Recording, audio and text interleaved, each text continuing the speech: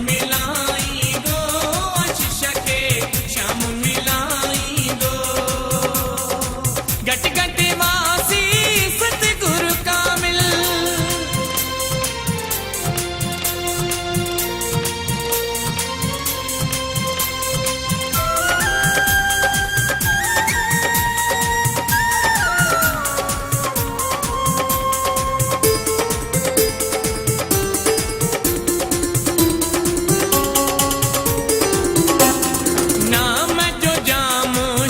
के प्यारे दया दृष्टि दिल में धारे।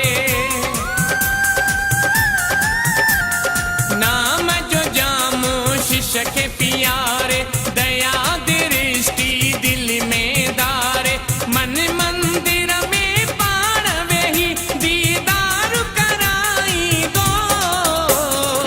राम मिलाई दो आशीष के श्याम मिलाई दो।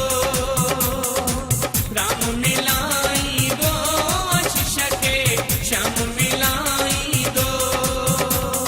गट गट वासी सतगुरु कामिल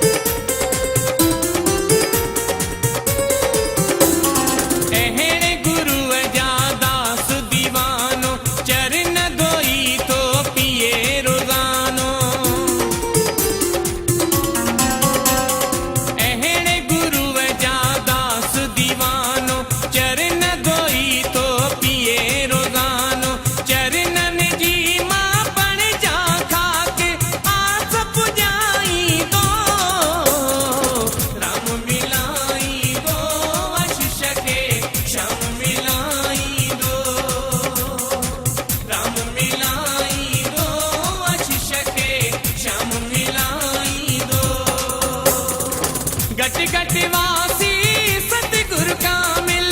गट गट वासी सतगुरु कामिल पार पुजाई दो। राम मिलाई दो आशीष के श्याम मिलाई दो। राम मिलाई दो आशीष के श्याम मिलाई दो।